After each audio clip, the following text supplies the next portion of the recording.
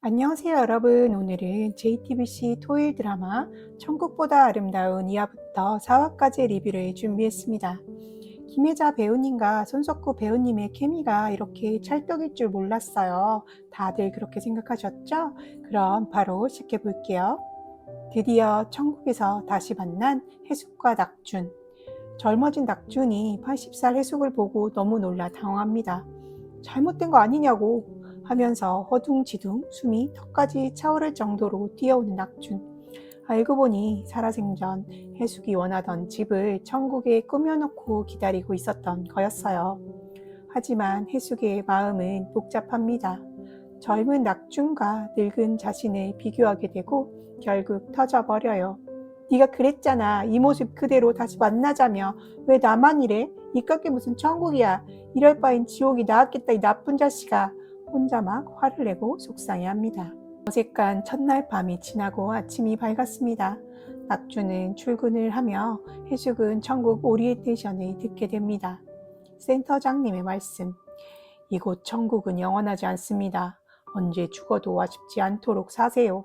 천국은 상이 아닙니다. 잘못하면 지옥으로 갈 수도 있습니다. 우리가 산삭했던 천국과는 너무 다른 곳이었어요.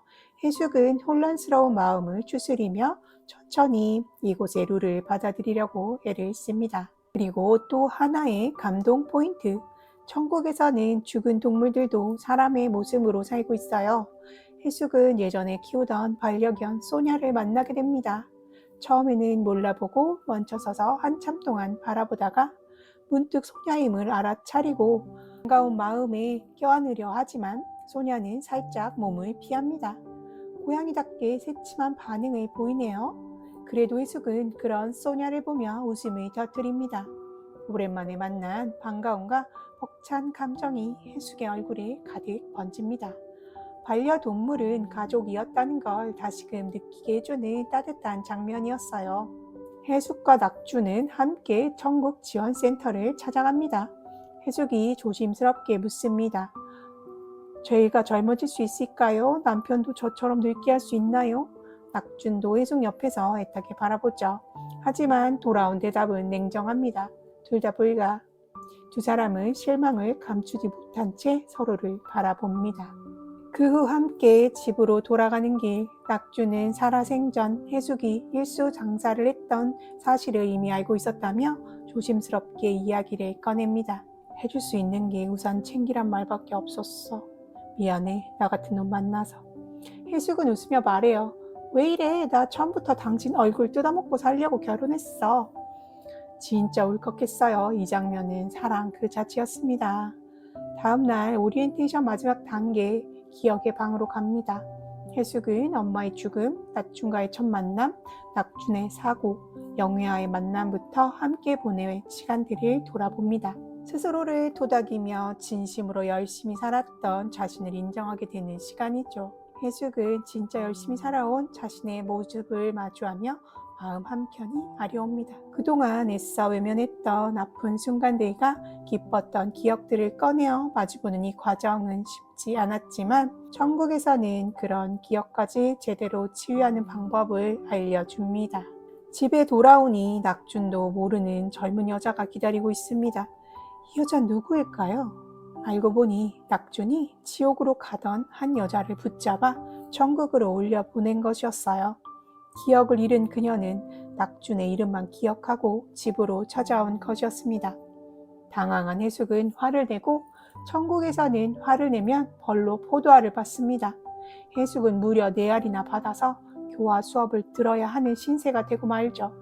거기서 처음 목사님을 만나고 투닥거리는 재미난 케미가 펼쳐집니다. 화가 가시지 않은 해숙은 돌아가신 친정 어머니를 찾아갑니다. 센터장님이 해숙의 도와 어머니를 만나게 해줍니다. 센터장님은 이렇게 말씀하세요. 그럴 만한 이유가 있겠지. 어떤 화가 나는 상황에서도 본인의 화도 줄어들고 그 사람 얘기를 들어줄 여유가 생기죠. 잘 안 되겠지만 저도 그 말처럼 그럴 만한 이유가 있겠지를 생각하며 살아야겠다는 마음이 들었어요. 그렇게 해숙은 과거로 돌아가는 천국행 버스를 타고 어머니의 집으로 향합니다. 그곳에서 해숙은 놀라운 사실을 알게 돼요. 아버지가 다른 여인과 낳은 아이를 키운 것이 바로 자신이라는 것. 그래도 엄마는 해숙을 진심으로 사랑했어요. 서로의 그리움을 나누며 따뜻한 재회를 합니다.